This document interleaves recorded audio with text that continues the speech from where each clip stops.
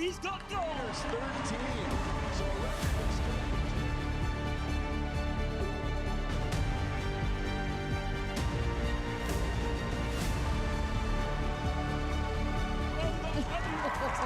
Against the clock, it really didn't matter. Mickey York defended Kentucky. No scriptwriter could have ever written a better story. When the world's elite compete in dressage and show jumping, every second matters. Every movement counts. Every jump can change everything. At its highest level. Be there live on clipmyhorse.tv. Well, hello there and welcome to you, a very warm welcome to you, wherever you are watching from around the world. Amy Parks here with you, this very special edition of the Clip My Horse TV in and out studio, of course, bringing you all of the preview and the review on this final day of competition from the World Cup finals in Fort Worth in Texas. It has been some week and I'm here to tell you we're just hanging on. The emotion, we are not okay here in the In and Out studio. I speak, of course, of my colleague who's with me as well. It is Charlotte Smith. This week on In Out, we're joined by Charlotte Smith. Charlotte isn't just an analyst, she's a professional rider herself. That insider experience in the saddle gives her a unique perspective on the numbers, breaking down the data with a rider's instinct. From performance trends to those crucial split-second decisions on course, Charlotte connects analytics with what it really feels like out there in the arena. Get ready for sharper insights and smarter takes, only here on Clip My Horse TV, In Out. The lovely Charlotte Smith, of course, courtesy of EquiRatings. It's been such a fantastic week, and as I said, when we're almost not okay, we're barely clinging to it. Yeah, absolutely. I mean, all of the lovely clips that we've been seeing pass on social media from Fort Worth have just been, God, so lovely to see, but also quite emotional. Yeah, they've been really rocking us here. They certainly have. It's been so wonderful to have Charlotte with us, bringing us, of course, all of the analysis and the insight. Special series. It has a very particular format that we have been happy to help you understand throughout the course of the week. And this finale in Fort Worth has really been something. The riders have spoken about it ad nauseum. The special energy, the atmosphere for them has really been incredible. And what struck a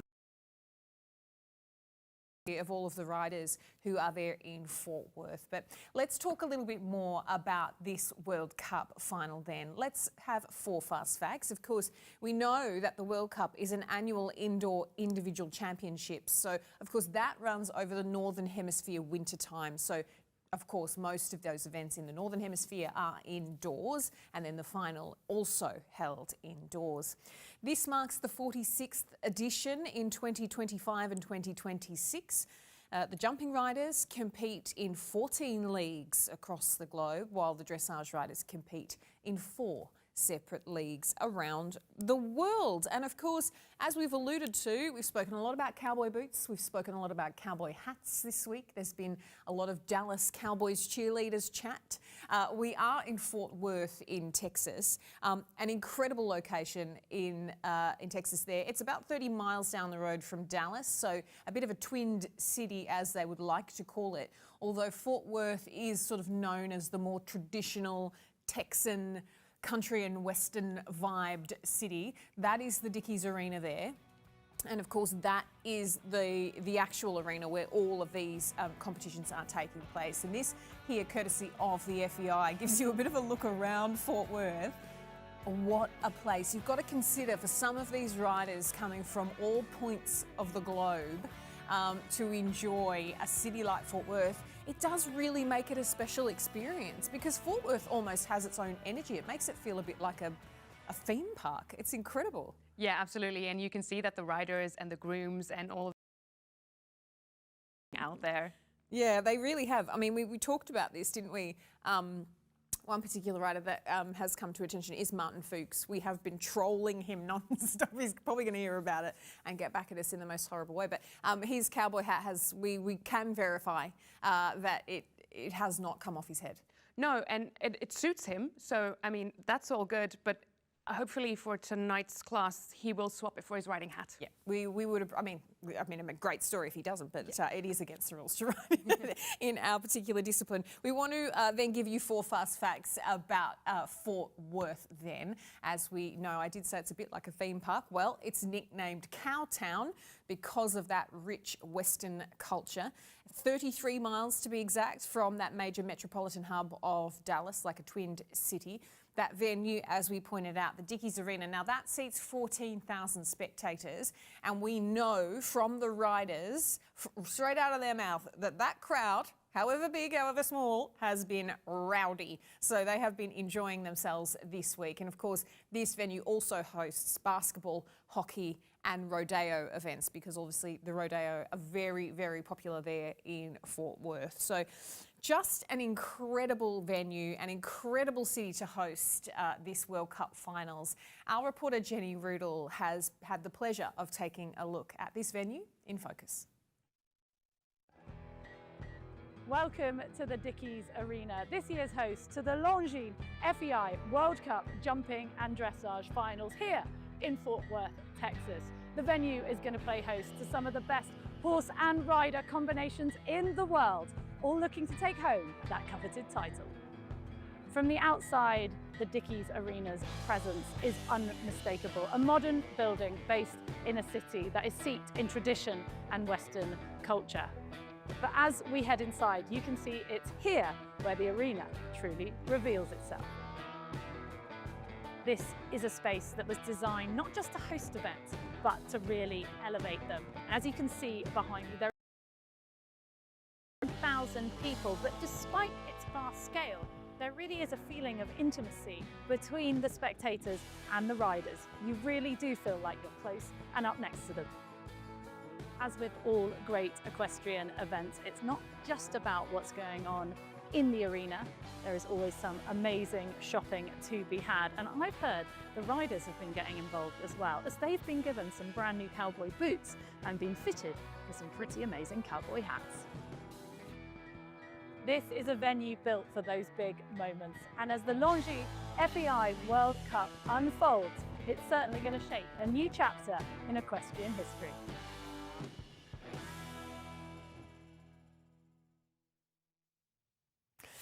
Oh yes, JR as she's known, that's her country and western style name, has really been soaking things up in Fort Worth. Now, I know we're going to get to this. I don't want to reveal too much too early, but Becky Moody is a CPF, a close personal friend of Jenny Rudel, and there may or may not have been some celebrations in Fort Worth going on last eve. We're going to cross to Jenny Rudel now. Jenny, tell us a bit about how you've pulled up on this Sunday morning.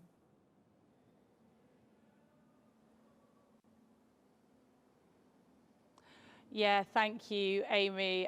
I can confirm there were some celebrations last night. I was invited to them, but I knew I had to come to you early in the morning, so I thought I should not partake, but I can confirm they did find some Jagerbombs. I'm sure Becky won't thank me for telling you that, but there we go. Also, very quickly, before we go over to the dressage, I just got a message from Sean Vard, who is groom to Martin Fuchs, and I wanted to find out if Ekin Sato's horse was okay because he's had to pull out due to colic. He confirmed that he is on the mend and hopefully will be fit to fly home. So Chandy, who you guys know I've fallen a little bit in love with over the past few days, I'm very disappointed that he won't get to jump. But what's more important is welfare and that the horse will be okay. So that is great news. Last night, I was an emotional wreck. Just so many amazing stories to come out of it. Not just Becky taking the win in spectacular style, dancing to the Beatles. The crowd here. I've been to championships all over the world, and I can tell you I've never known a crowd like it. Normally they cheer at the end, or if there's a piaffe or passage going down that centre line to finish, they get behind and clap. They were cheering from the moment the riders started their music. I saw Patrick Kittle before he went into the arena. He was so nervous.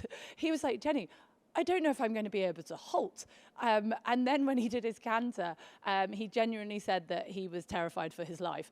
But at the same time, what he said and what so many of the riders said was, isn't this amazing for British dressage, for dressage around the world, Becky Moody doing it for the Brits, and then all the other riders, and for just dressage as a whole. It's really going to put it on the map. It's made it fun. It's shown what these athletes can do, and it's shown what these horses can do. I know you've got interviews coming up with all the amazing stories, but again, talking about Morgan, who retired her horse of 20 years. He's going to live in the field, eating bananas and grass and having a wonderful time. I was shocked by the bananas bit as well.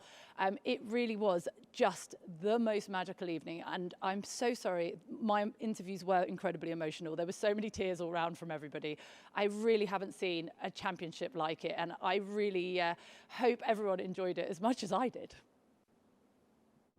All season, they've chased points, precision, and perfection.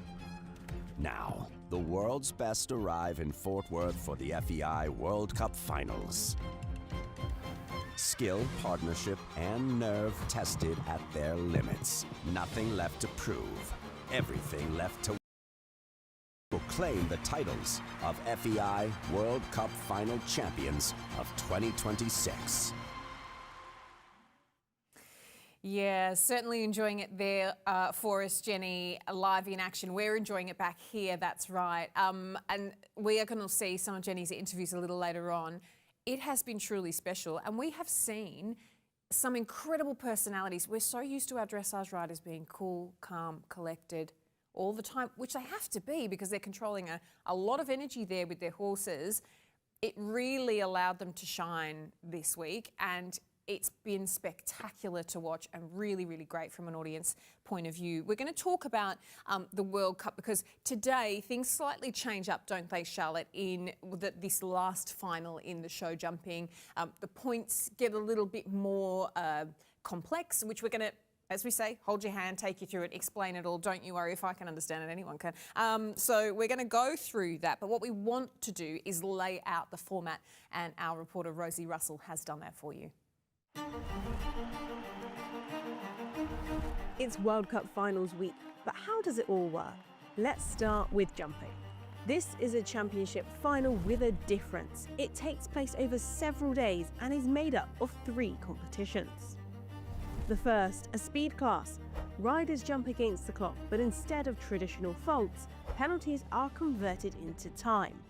A rail down, they sit very much in contention. It keeps the competition open and competitive from the start. Complete competition 1 and you're eligible for the second. Proving consistency is key. And it's a familiar format, an initial round against the clock with a jump off if needed to decide the winner. Then comes the final competition, and this is where it really gets serious. It's a 2-round competition over a Grand Prix course with no jump off. The second round is more demanding, and only the best make it through. At this point, every rail and every mistake counts. Why? Well, that's because what really sets the Longines FEI Jumping World Cup final apart is the scoring. In the first 2 competitions, riders earn points based on their placing. The system is designed so that the winner gets the highest score, then the points drop incrementally down the leaderboard. The winner of each competition gets 1 point more than the number of starters. The second place rider receives 2 points less than the winner. Third place receives 3 points less, and so on. Each rider has their points from both competitions added together, then they are converted into penalty points for the final competition. The top 30 go through, and the rider leading on points starts competition 3 with 0 penalties. All the other riders have their penalty score calculated by taking the difference between their points and the leader's points, then multiplying that difference by 0.5. The idea behind this? Well, it's to keep the penalties small enough to keep things close. One rail down, which is 4 faults, can completely change the leaderboard. The top 20 after the first round of competition 3 jump in the all-important second round, and the rider with the lowest score at the end is crowned the winner. And if there's a tie for first place, then it all comes down to a jump-off. Now let's switch to dressage, where the format is completely different. Dressage competitions are built around 2 tests. The first is the Grand Prix, which acts as a qualifier. Riders perform a set test judged on precision and harmony. To move forward, they need to score at least 60%. Then comes the highlight, the freestyle to music. This is where the riders design their own choreography set to music, combining technical difficulty with artistic expression. It is not just about accuracy, it's about performance, creativity, and connection with the horse. Only the top combinations from the Grand Prix move on to the freestyle, and the starting order is reversed, so the best combinations go last, building the excitement right to the end. But in both jumping and dressage, one thing is the same: consistency, partnership, and performing under pressure. And that is what makes a World Cup champion.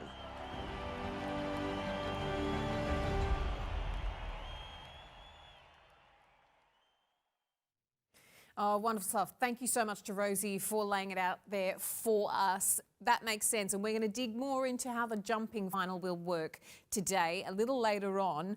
What's coming up? Well, it is Europe, so you can settle in for your Sunday evening if you're in Europe and be ready for a day of action in the US. It is the FEI Jumping World Cup. Third final competition. We will see a champion crowned this evening. Very exciting stuff. Now, we are going to turn our attention to dressage, but we know who our champion is. Our World Cup champion is none other than Becky Moody and Jagerbomb. And of course, if you want to catch up on all of the action in the dressage and the other jumping finals, you can do that in the FEI TV and Clip My Horse TV archive with the premium up and enjoy that, because there hasn't been a championship like this in some time. The energy around it, the riders, the reactions, the emotion, the performances themselves have been incredible. It is well worth watching if you have missed any of it, so do go and catch up with all of that. I mean, the freestyle alone, which we're going to talk about, the music, the emotional reactions from the riders, incredible stuff. What we want to talk about now is that you've become something of an expert in the last 4 days, Charlotte. An expert is a very big word that I would definitely not use when it comes to me and dressage, but I have become maybe a little bit of a fan because the energy that's been surrounding this dressage World Cup because they seem to both have incredible personalities, and it's just been a championship like this. Yeah, absolutely. And they've been victorious all the way through, an incredible streak. They came in on an absolute high in the first instance, and they took the win in the Grand Prix, which is obviously the initial competition in this finals week. Let's take a look at how that went.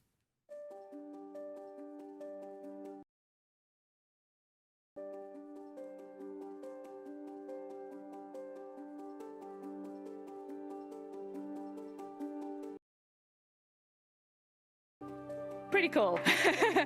Yeah, I mean, the crowd in there were just incredible. My pony was a total legend. So yeah, I'm really pleased. It's great. It was a little distracting at the beginning when you're going around and you're like in the zone and trying to focus, and there's somebody hollering, "We love your outfit." So I was like, concentrate. But yeah, incredible crowd. Really, really amazing. That's our favorite bit anyway. We love doing our freestyles. So, and I think the crowd will be even more spectacular on Saturday night. We can't wait to be back in there.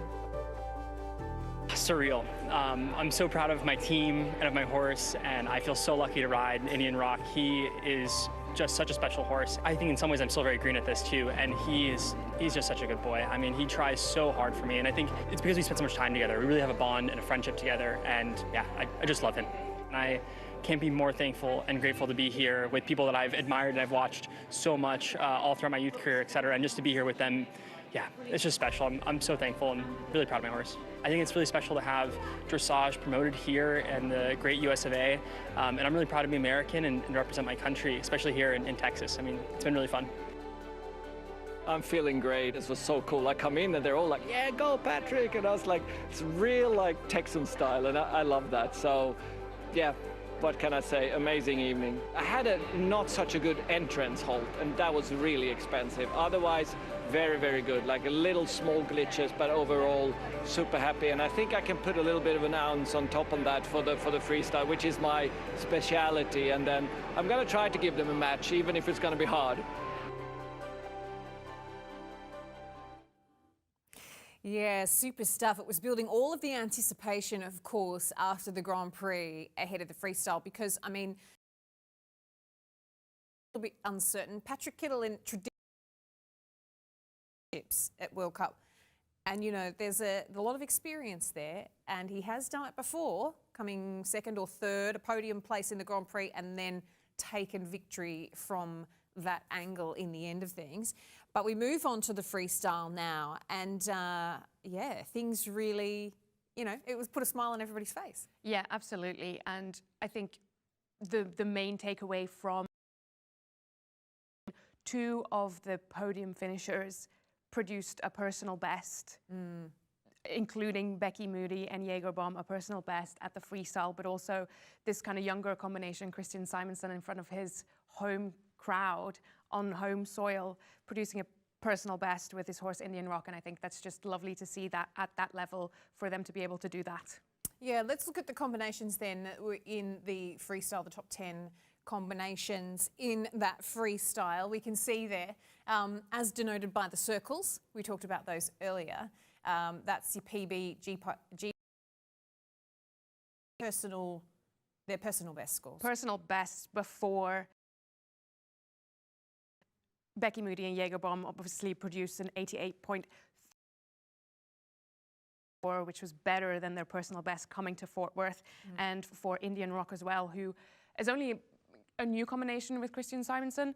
It was a personal best for him, the horse himself as well, an 83.81% score, even better than the personal best that he had with Emily Scholtens in 's-Hertogenbosch in 2024. So very, very good for those two combinations. Yeah, and I think what we've talked about a lot this week is being able to see, we know that the bigger names of dressage have elected not to challenge, the reigning champion in Lottie Fry elected not to travel to Fort Worth this year, and it's allowed some of these younger stars to really shine in that main arena on the big stage, and also for all of us to get to know them and to get to know their horses and sort of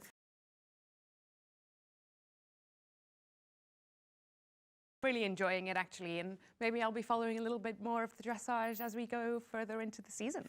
You heard it here first, folks. You heard it here first. Talking about those stories, and I mean, talking about Jenny blubbing, and we were going to have to sweep her up off the floor by the end of things. We knew we would do that by sort of day 2. But she was able to catch up with the riders after their rounds in the freestyle.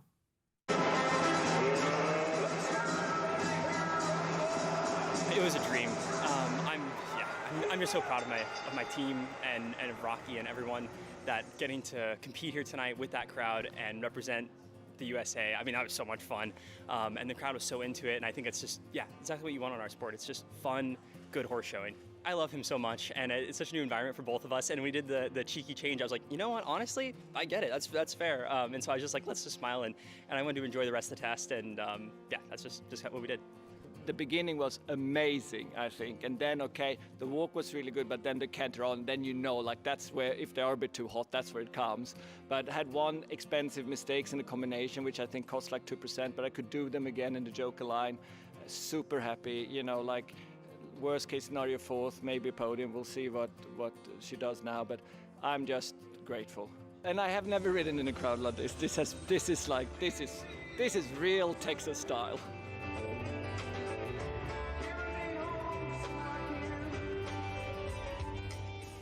I can trust my horse because he has a phenomenal trot and he has a very good balance. And if I just let him fly, I think we would have flown out of the ring.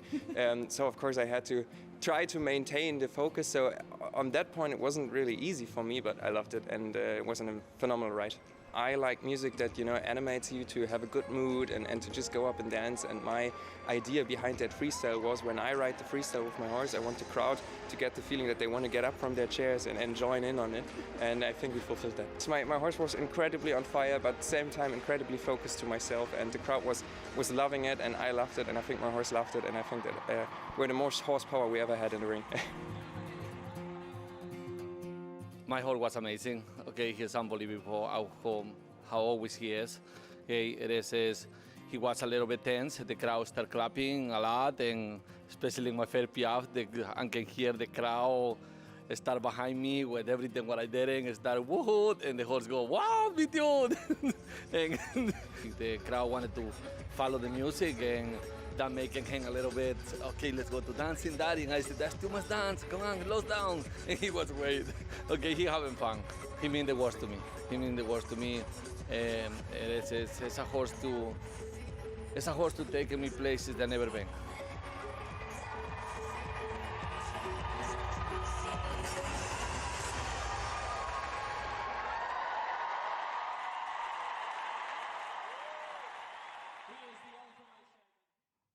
I told you I wouldn't survive this. Look, you're going to the end of the episode. I don't know what is happening. But Julio, I mean, the riders, the feedback from the riders, apparently what we're hearing from Fort Worth is that he's like everybody's fun uncle. So it's Funkle Julio. Like, I mean, he's having a wonderful time there, and I just loved his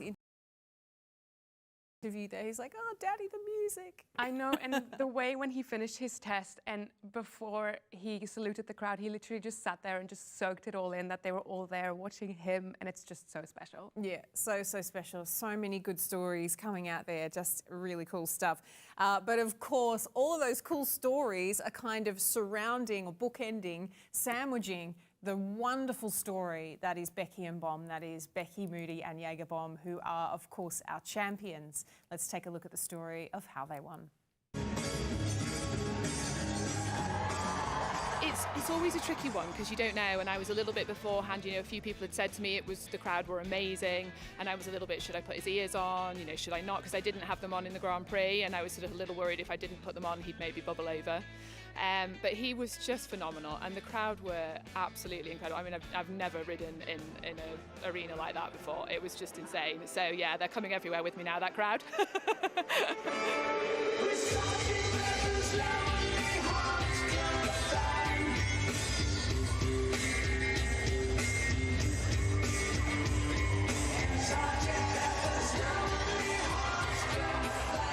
He was just amazing with how he stayed so focused with me, even with that atmosphere. So yeah, he was just insane.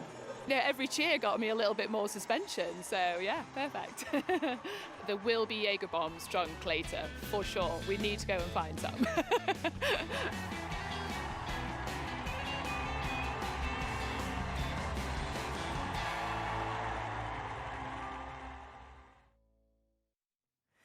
I think she described it in one word this week for Becky and Bomb has been unreal. Well, it is definitely real now. Becky deserved to go and enjoy some of those Jagerbombs at the bar.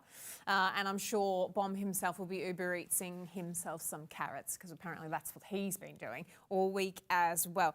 You can learn more about Becky and, of course, Jagerbomb in a documentary we have on Clip My Horse. If you're a premium subscriber, you can enjoy it. It's called The Story of Jagerbomb. Here's a sneak peek now. I just thought he was a really nice stamp of a horse. He looked like he, again, had good trainable temperament. So we just had lucky dip and went for that. And yeah, ended up with Bob. He was one of the easiest horses to back in the world. He was super straightforward, easy to get on. I think by the time he was 4, he was taking the other babies out hacking because he was just like, I'm cool, this is chill, we'll go and have a really nice time. So he always had that incredible temperament, really trainable. But, you know, he was a little bit plain. As a young horse, he had this lovely frame. He was always very good in the contact and easy, a good brain, but he didn't have a great engine. He didn't have the best go button in the world. You know, I think he would have made a really nice hunter. I'm still considering taking him to do some like hunter classes.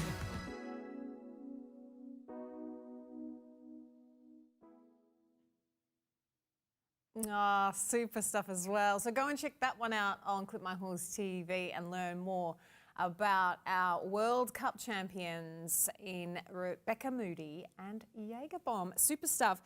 Now, just when you thought all the tears had dried up here on the in-out studio desk, they haven't, because there were more stories from the dressage. If I could just keep telling you how emotional it was and all that, well, I can prove it.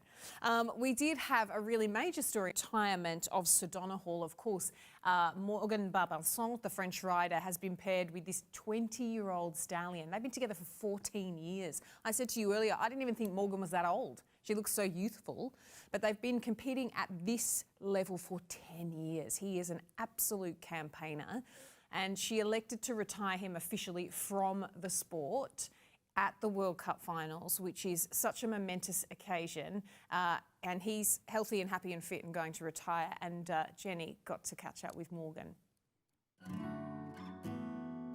Obviously it's hard, but okay, he deserves it. After giving me so much during 14 years and 10 years at this level. So yeah, he definitely deserves his retirement, and he's gonna make a lot of babies now. Enjoy his field, his bananas, and yeah, and I'm gonna enjoy him.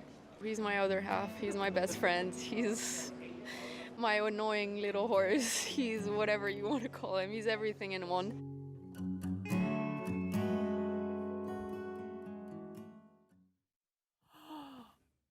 The Kleenex are back out. You're not okay. But it's just so lovely and emotional. She clearly loves that horse so much. I know. And to no longer have him in, you know, they've been traveling the world together for... Stop making it worse. You just said you're making it worse by saying more nice things.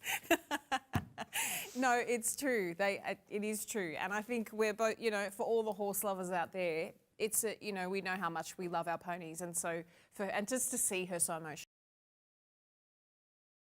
as well, I think really sets off the waterworks. But just we wish all the best to Morgan, and of course to Sir Donahall, and we hope he enjoys his retirement. I mean, it doesn't sound a bad retirement. Field bananas and making babies, apparently. I mean, there's worse things. That was an absolute, the tears. And the tears aren't going to stop, because you know that obviously I live in the UK now, but I am Australian by birth.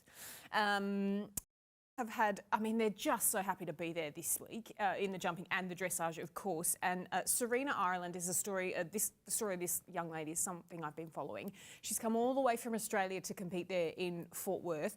She's brought a group of 12 to support. They've all come from Australia. It's the entire population of Australia have travelled to Texas to support her. This is another one of these stories that's come out of the dressage this week that's been incredible, and we're going to take a look at it now.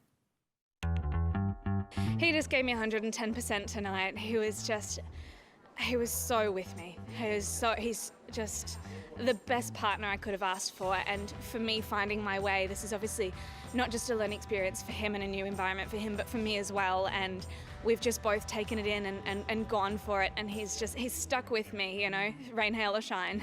The freestyle's always the fun part for us. We have a lot of fun. I think he has a lot of fun. Every little girl's dream to be here, and my family have done the most amazing things supporting me and coming here. But so many of us we have a group of 12 out there that have come all the way from Australia just to be here. She went to her first CDI to watch in Sydney, and she looked at me and she said, I want to do that. And that was as a 12-year-old, and here she is. And when she called us to tell us that she'd been offered the position, she said, I'm going. She said 12-year-old Serena would never forgive Serena if she didn't do everything she could to get to that arena today. Yeah, so she's amazing. And we were like, okay. She can just be the ultimate competitor. That's what I call her, because she just gets her stuff together, pulls everything together and gets out there and gives it her all. So that's all we can ask, and she does it every time, to the best she can with the best that she's got. So we're super proud. She's amazing. She's just an amazing rider, an amazing person. She's got wonderful nerves. She knows her horse. She's got confidence. She's got the support of her wonderful parents. I couldn't have fallen into a more beautiful position ever. And it's, and I mean it. It's like I've adopted this family.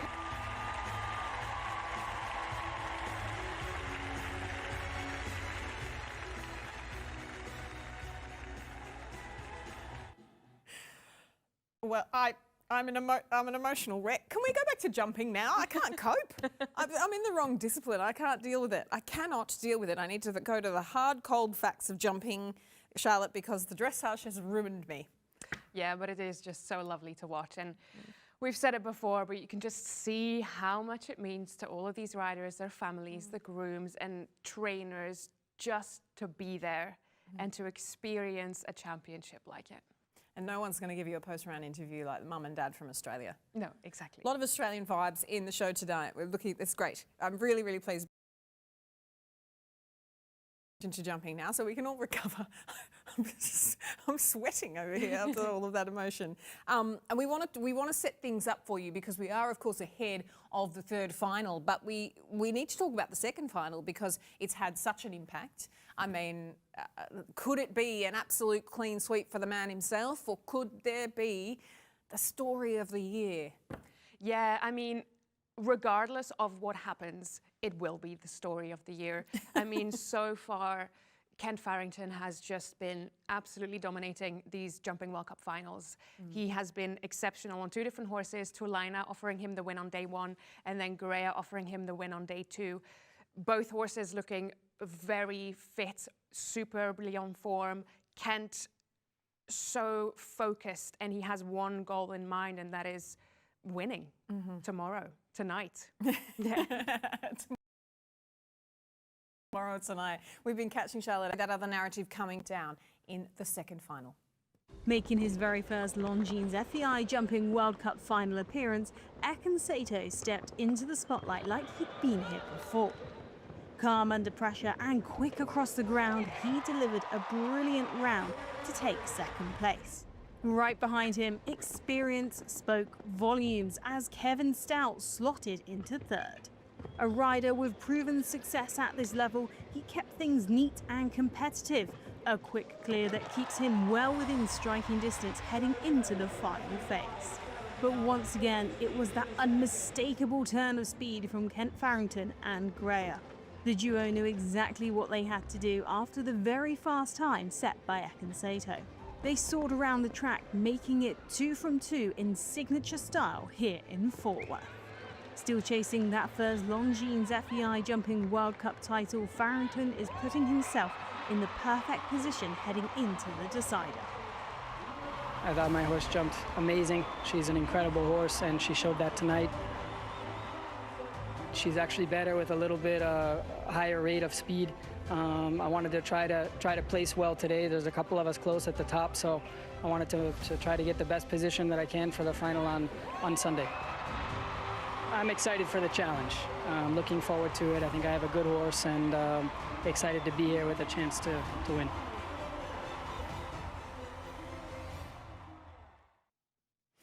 Yeah, pretty exciting stuff there. And seeing Greya make her debut in that Dickies Arena, she really did not disappoint. Her face of that mare, she was like, I got this, don't you worry about that.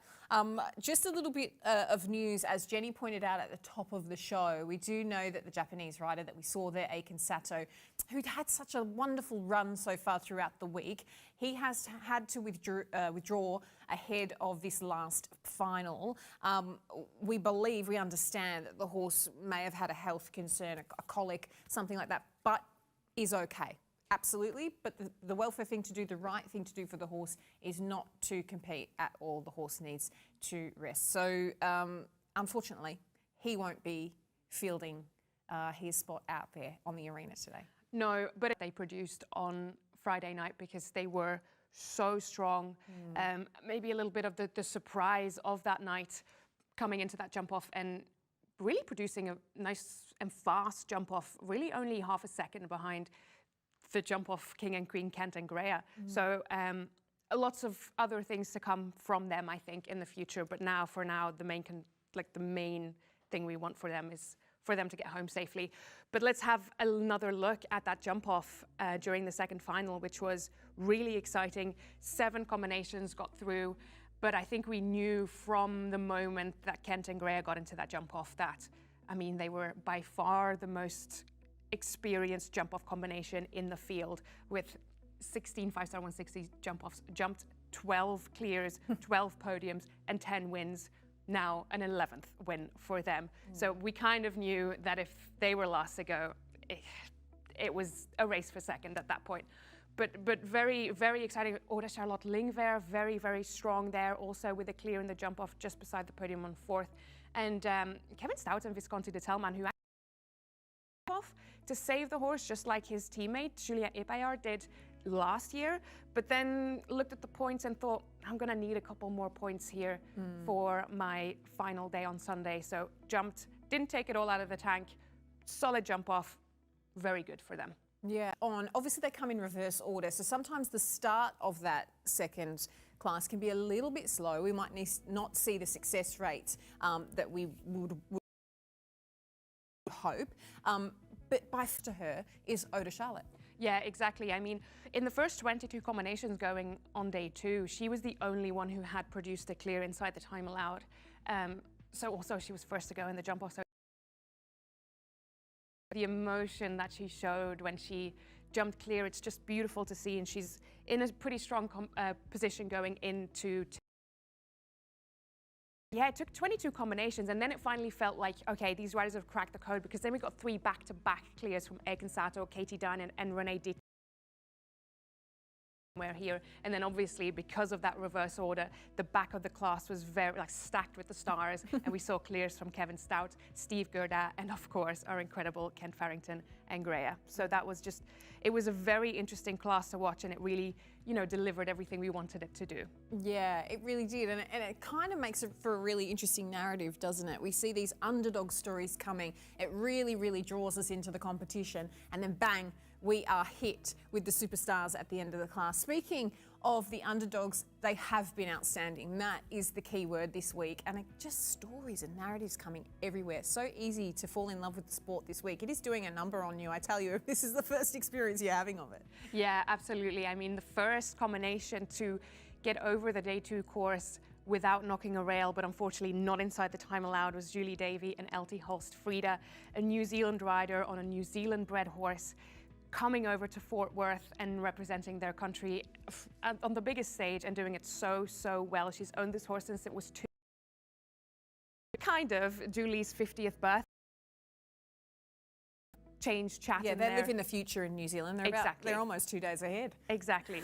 So a great birthday gift for Julie there. Jordi van Massenhoven and Verdiamo Z, again a Belgian rider on homebred horse, also clear over fences, and unfortunately just 0.09 seconds over the time allowed, which deprived them of the jump off. But looking really solid, and really looking forward to see what they can do on Sunday. And of course, Jacob Pope for the US in Highway, which, you know, on day 1 finished in that top 5, and then a really good round on the second day as well. Unfortunately, just having that last fence down. But so exciting for the US on home soil, a young rider, really, really exciting. Yeah. It's just super exciting, and we're looking forward to seeing these riders come back again. I think I'm most looking forward to all of their post-match interviews, I tell you that. All right, well, we've dug into that second final and how that sets us up now, because of course it is the all-important third final. This is it. We are going to crown a champion tonight, today, this evening, in the middle of the night, in Texas, of course. And we want to look at how this competition works. I think it's important to discuss the format, and we're going to do that very carefully and lay it all out. Let's give you 4 fast facts about this class today then, first and foremost.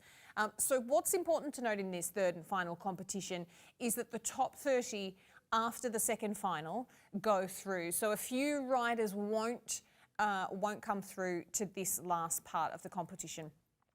The top 20 from round 1 in the third final make it through to round 2. So you have to be in the top 20 after round 1 today to make it into round 2, because of course it is a competition over 2 rounds with no specific jump off. However, if there is a tie for gold or for first place, you do have a jump off there prepared. And when things get tied between second and third and so forth, then there are sort of different rules that come into play as well, Charlotte. And today it's important to note as well that rider points, the points they've been collecting over the last 2 finals, have been converted to penalties in this class. And we've been talking a little bit about the maths and how that works. Rosie laid that out for you earlier in our explainer, but it is important when we look at the standings going into today's class. But yeah, these points that they've been collecting, the leader on points, which is undoubtedly Kent Farrington, who collected 36 points on Thursday and 36 points on Friday. His penalties are 0 because he is the leader. Steve Gerda, who is in second, his points are then subtracted from Kent's points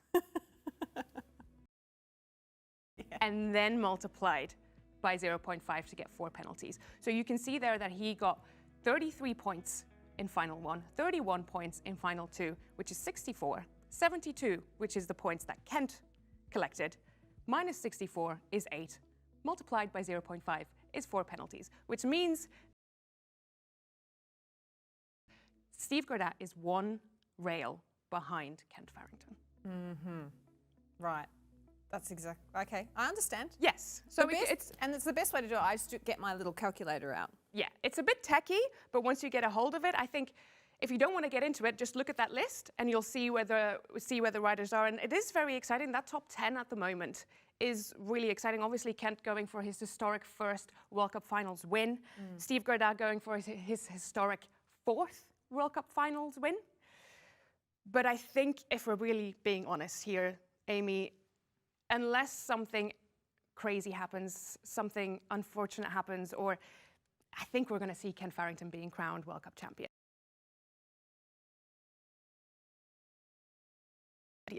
Getting a medal would still be the first rider in the history of World Cup finals to win 7 medals at the World Cup finals.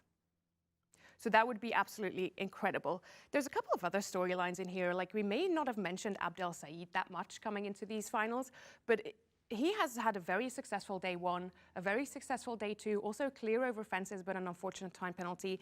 He's currently in 6th place going into Sunday.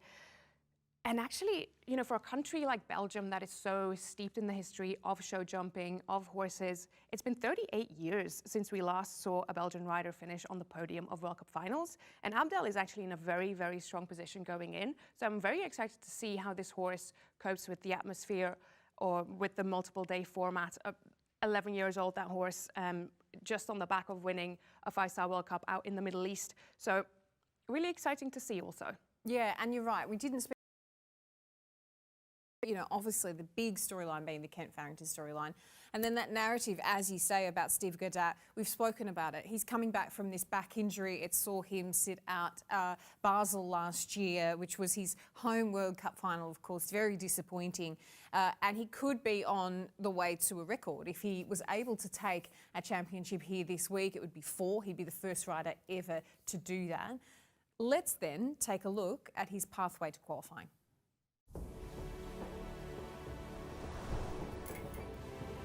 3 titles already to his name, but no one has ever won 4. Could this be the year Steve Gerda makes World Cup history? His qualification campaign starts late in Mechlin. Half of the qualifiers are already over. But Gerda needed the time to recover from a serious back injury. That forced him to miss the 2025 World Cup final. Still, in Mechlin, he and Albufeuren's Yashin Sitte delivered a solid round. 4 faults, 13th place, and his first 4 points on the board. In Basel, it's another rail down, 12th place, adding 5 more points. Written off this World Cup season. But then comes Leipzig. A clear round, first into the jump-off. 5 strides down to that vertical. A little rub, but he's okay. Well, that was a tremendous start of the jump-off here in Leipzig. Steve Gerda, Albufeuren's Yashin Sitte. They stopped the clock 42.21. 0 penalties, 42.21 is the time to beat. And no one can catch him. Victory for Steve Gerda and 20 crucial points. Suddenly, the final is back within reach. And Gerda decides to go all in, heading to Helsinki. The 13th and final qualifying leg. One last chance. Can he still make it? This is going to be very quick indeed. Will Steve Godat go into the lead? Yes, he does. What a treat. Stops the clock. 38 dead. Steve Godat, the world number 17, who's won so many medals and achieved so much in the saddle, in this sport, goes into the lead in Helsinki with Alfurens Lashen Cite. He's just expressed his feelings, how important this series and the Longines FEI World Cup final mean to him. He's on his way to Texas. Can he be the first athlete in history to take 4 Longines FEI World Cup finals? History is within reach. See you in Fort Worth. Yes, it would be. I mean, it would kind of be an upset of sorts, wouldn't it? But also just an incredible story. So it remains to be seen. We're going to get into a bit more about this class now, Charlotte. Of course, day 3, as we touched on earlier, it's a 2-round competition, so a slightly different format again. Round 1 or Class 3A, followed by Round 2 for those who qualify. So remembering that the top 20 riders from Round 1 today go through to Round 2. So that is what are eligible for the first round. So, and there's no jump off, unless, of course, there's a tie for first. Exactly, and that could be very exciting also. I mean, that is the situation that if Kent Farrington has a fence down when Steve Godat stays clear, that could be a jump off. But then again, we know how fast Kent and Gray can be in a jump off. So it's not all lost, but it's not all won. Isn't it? Because we talked about, is it a fence in hand? No, not technically. Not technically, because if he had a fence in hand, he would be allowed to make a mistake without losing the title immediately. But if he makes a mistake and Steve doesn't, they would still have to jump off. That's what happens. That's where we build the tension. Couldn't have set it up. Couldn't have written it better. Couldn't have written it better. As we liked. Now, of course, so let's talk about then clear rounds. I think it's at this point, there's just 2 clear rounds sitting between Kent Farrington and winning the World Cup finals. But that is not easy to come by, because actually since 2014 and in the last 10 runnings of the World Cup finals, there's only been 36 combinations that have jumped double clear over the 2 rounds. And it's actually been since 2017 that we've seen more than 3 do that. Last year, for example, we only saw 1 combination do that, and we're seeing them again tonight, and that is Katie Dynan out of the blue. I mean, not even Julia Epaillard, who won World Cup finals, jumped double clear. None of the riders on the podium last year jumped double clear. So it's really hard. These are not going to be easy courses to jump. Now, knowing that, knowing Kent and Graya's form, you know, if anyone can do it, it's probably them. But, yeah, I mean, it's between them and the course builder at this point. But it's, you know, it's a tough class. We had a bit of an outlier year in 2016 where we saw 18 combinations go clear in the first round.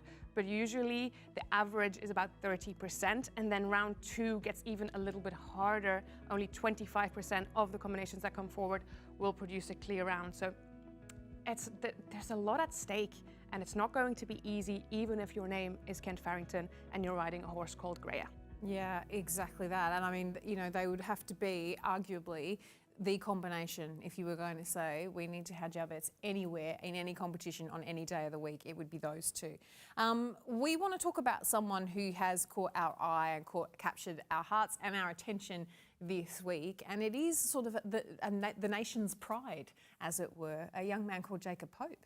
Yeah, absolutely. I mean, obviously, Kent Farrington being in the lead on home soil in the USA is great, but Jacob Pope, currently in that FEI World Cup finals, made an incredible debut and actually doesn't have that much experience at the highest level. I mean, the Friday class was only his 7th 5-star 160 round, and being in this position, I had a look at his horse, Highway, and I looked at his pedigree. He is a son of Plop Blue, who back in 2010... Stand by. Here comes the nerdery, ladies and gentlemen. This is a girl who plays horse breeding bingo on long car drives. I've said that before. Yeah, exactly. So back in 2010, Plop Blue helped Marcus Enning win the FEI World Cup finals in Geneva. So a pedigree that has some winning form when it comes to these championships. Yeah, absolutely. Fun fact for your water cooler chat tomorrow morning.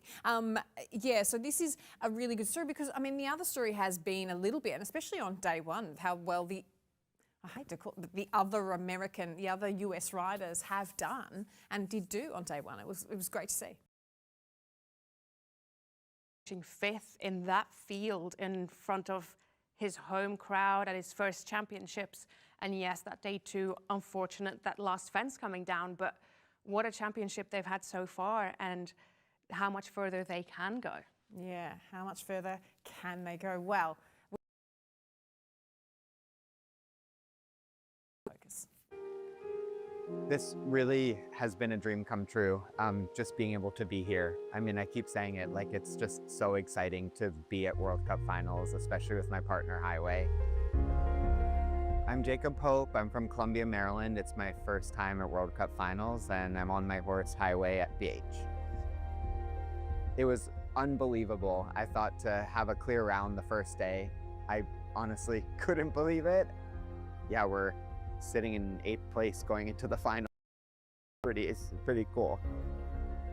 I would say being 8th, it would not have been on my bingo card after the second day. I wasn't even sure if I'd, necessarily make Sunday. I was just hoping to have a good go my first time here, and I think Highway and I both kind of already exceeded expectations. Highway is a really special horse. I mean, I keep saying it, like he is just a joy to be around. He's fun in the barn. He loves going on trail rides, which is so funny. He's great in the ring. He knows when to turn it on, and I'm lucky to be able to have him. The ring is just, it's incredible. I think that they've done such a nice job here. The sound system's spectacular, the footing's spectacular, the jumps are beautiful. I haven't had a feeling quite like it coming under the arch, and I'm lucky to be here and really happy with our result and happy with my horse and my whole team. Katie, who's my coach, has really instilled in me that I need to enjoy every ounce of this. We've come this far, and yeah, of course we want to jump clear and have a good round, but at the same time kind of enjoy the moment. And who knows when I'll be at World Cup finals again, but I'm thrilled to be here and hopefully going to enjoy today. Lovely to hear from Jacob, and no doubt someone will be learning a lot more about in the future. And just he is so full of love for that horse and so full of respect for Highway. So we'll be looking forward to seeing them as they compete, of course, in this all-important final. We want to talk a little bit about the numbers now, Charlotte, because the numbers are really, really interesting. We'll talk about the ones on form, and there's a name there that, I mean, Richie Vogel, it's been a really challenging week for him, an interesting week, a week of learning maybe. Absolutely. I mean, Richard Vogel and Gangster Mondesir came here 2-4. It's a young horse. He's only 10 years old. He hadn't competed that much indoors. Obviously, his first championships, and on the second day in the last line, things got a little bit away from them. And I mean, it was still a very good round, and it's just that last line that didn't go according to their plan. Richard having to walk out on parting company after the finish line, so they're still in the running. But I think in terms of the actual championship, I don't think we'll see them at the top of the podium, but I'm sure that Richard is going to want to come in here today and produce 2 strong rounds that we know that Gangster can produce. He's now gotten a chance to get to know the arena, to get to know the atmosphere, and hopefully they can do what they've been doing over the past couple of months at this level. So there are still ones to watch, I think, in terms of just the day 3 in and of itself as the class. I would not be surprised if they go double clear. But then, I mean, the form horse that has been on form, not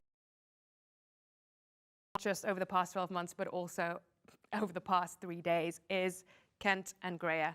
They have 11 clears from 15 rounds of the Dollar Grand Prix in Wellington just 2 weeks ago, won on Friday night.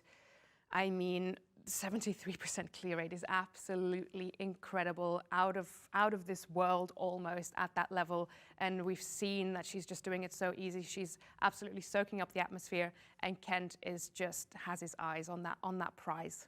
Yeah, absolutely. And why wouldn't he? I mean, he's had some near touches at it in recent history, but this is one thing that is out of his reach so far, so he'll be keen to get his hands on this one. And I think the other numbers that we saw there, I mean, obviously we've spoken a little bit about Steve Gerdat and Yashin Sitter, and Oda Charlotte Lingvei, we also spoke about her, and incredible, and these numbers keep appearing for her, and just quietly sort of there as, and I think there was an interesting line about the fact that she's not a Gullikson. Yes, I know. In World Cup finals, it's been since 2007 that we last saw a non-Gullikson Norwegian rider at World Cup finals. So entering the dynasty kind of a little bit there, and she's doing it so incredibly well. I mean, I love seeing the passion that she has for her horse, for the sport, and she has so much admiration for her lovely mare Carabella van den Eye, who has just been exceptional for her and getting her this far, and performing and doing it all, and it's lovely. The clear chances then, knowing that we've seen the ones on form as they go in, obviously that man again sits at the top of this table, followed very, very closely by Steve Gerdat. He is, of course, a multiple champion, won this 3 times. Can he do it again? I mean, 53% clear chance there. Yeah, it's the toss of a coin at this point, but I mean, because those two riders are so close on the standings, they're so close on the clear chances, no one would be surprised if they do it.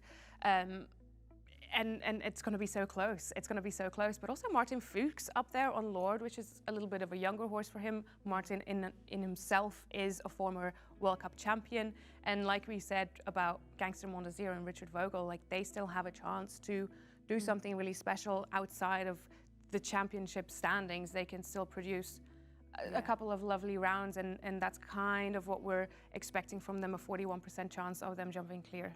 Even if those points make them feel like they're out of reach, they still have a chance to make a really, really good showing. Let's take a look then at those win chances. I think they're probably not going to surprise us very much, Charlotte. No, absolutely not. I think, obviously, Kent and Greya, 66% win chance, but it might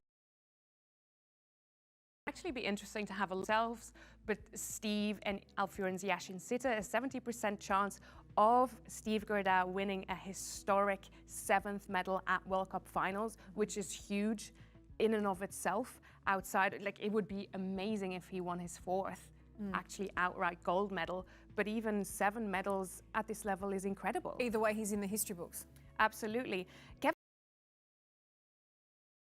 In Basel at World Cup finals last year, they can do that again. They're within reach. The horse is jumping incredibly well. Kevin obviously knows that Steve and Kent are far up ahead, but I don't think that's going to let him slow down whatsoever. He's still got his eye on the prize. He's still going to want to produce 2 clear rounds and maybe elbow a couple of them out of the way. Absolutely. Polish the elbows, get ready to go. I told you there was a lot of Australian flavour in this show, Charlotte, and it does not stop here. We're going to bookend the show. Jenny is down in the Dickies Arena now, and she's joined by my countrywoman, an absolute hero, Hilary Scott. Yeah, absolutely, Amy. An absolute hero. I've grabbed an Olympian, everybody. Hilary Scott, thank you so much. Almost didn't recognise you in civilian gear without your riding gear on. Thank you for coming down and joining us. No, it's a pleasure, Jenny, and thank you for having me. Yeah. And you're here as a spectator, not riding today. You were looking ahead maybe for Aachen with the wonderful Milky, but what have you made of the competition so far? Because it has been fierce. Yeah, it sure has. No, it's been a great competition so far. I think the course designer's doing a really, really good job, and yeah, you're seeing the top sport and how it should be. So yeah, it's been fantastic so far. So you've competed at the very top level of the sport. What is the difference between, say, a Grand Prix 5-star, maybe a qualifier, to a championship? Because to me it looks that little bit more terrifying. Yeah, definitely when it's something like this, you really want to bring your A game more than ever, I think, because it means so much and you've trained so hard for it, and also what you've had to do to qualify for it. I mean, everyone's had to earn their spot for a competition like this, so it means a lot to get here already, so you want to bring your best foot forward. And what will the course designer kind of try and do to make it that bit harder? Because they can't really put the fences up. Is it the lines? Is it the time? What will he be thinking? Yeah, all of those things. He'll play with the types of jumps, technicality, lines, where he places different types of material, and the time, for sure. And I'm going to put you on the spot, because I like putting riders on the spot. Who are you going to? I mean, we can't ignore the fact that Kent is a machine. I'm pretty sure he's not actually human. But who do you like looking at that board? Yeah, no, Kent for sure is in the time of his life and in his prime. But I don't know. I always like to see Steve do well. I like how he is with his horses, and I like that he can nearly ride anything and leaves the horses kind of how they are. So I'd love to see him do well, but I think it's going to be close in any of those top guys there, sitting in the top 10. Anything can happen on a day like today, but I think it's going to sit within that top sort of 5 to 10. And we have to look at Julie Davey, a fellow lady from Down Under. She normally doesn't even travel with a groom, but she pulled out, I would say, probably one of the rounds of her life the other day. Would I be right in saying that? Yeah, absolutely. I mean, the horses, she's a fantastic horse. Julie does an amazing job with her as well. They've been extremely competitive the last couple of years in Australia and New Zealand, and they've really earned their spot here. And I think, yeah, they did an incredible job the other day. The mare is fantastic. She's careful, scopy, and yeah, we're seeing them get the fruition that they've worked so hard for. And I always like to ask riders this: if you were to get a go on one of the horses here, doesn't have to be the top ones, which one would you like to hop on and go, do you know what, I'd have a crack at this? Oh, actually, it is the top one, Greyer, for sure. Definitely, yeah. Not dissimilar to the lovely Milky. Yeah, I don't know. I think Greyer's pretty amazing. Yeah, I'd love to see my next one be something like that. So, yeah, she's a special horse, Greyer. And we were talking about the fact that Kent's mindset is incredible. I mean, he is like no one else. I kind of call him the Max Verstappen from Formula One of the horse world. What is it you guys do down the funnel? It's a very long funnel here to get to the arena. What do you have any techniques in your mind that you use just because you've got to go in front of that crowd? What is that moment before you go in?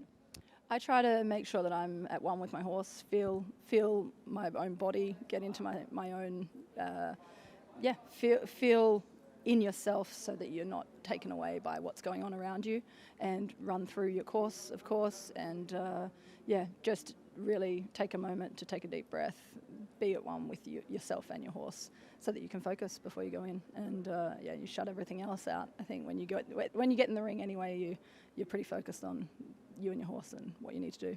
Okay, and before I throw back, can Kent do it? I think he's going to. I think he's going to.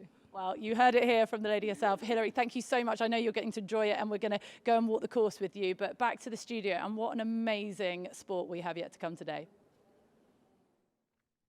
Oh, we certainly do, Jen. Thanks so much to Hilary as well for joining us. And Milky won't be jealous at all that she wants a crack at Greyer. But, you know, the next one coming along might be a little bit something like Greyer. She loves the grey, does Hilary.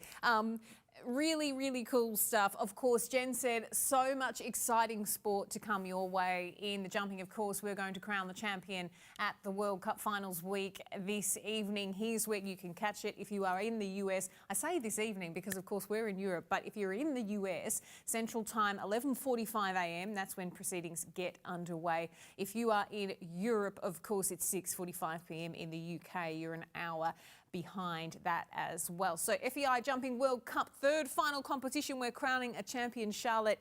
It is all to play for. Well, is it? I don't know. Could it be a huge story? My goodness.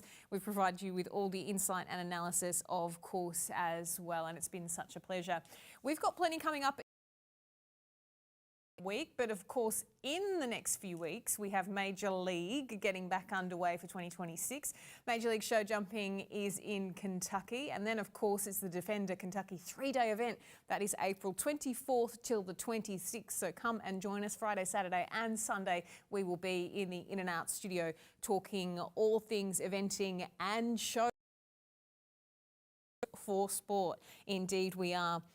Well, guys, we have had an amazing time. I want to thank the incredible team that put the in-out show together, all of our back-of-house team, the team at Clip My Horse who put together, to Charlotte and who has been a producer and journalist for us. We've had a wonderful time bringing you all of the action from the World Cup. Charlotte, take it easy. Don't stay up too late watching sport. I cannot make any promises. You cannot make any promises. We might have to sweep you off the floor after the end of this weekend. We've had a lovely time with you. It's been an absolute pleasure. We're going to leave it there for now, and we'll see you next time. Until then, take care.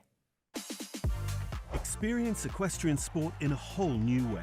Enjoy exclusive access to live streams and our extensive archive. See more, discover more with Clip My Horse TV Premium.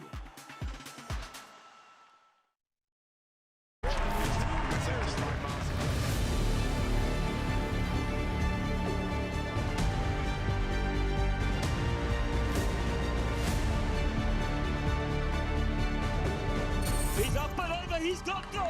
13.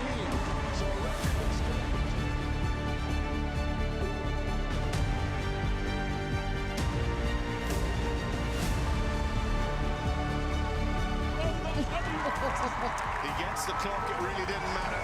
Mickey defended Kentucky. No scriptwriter could have ever written a better story.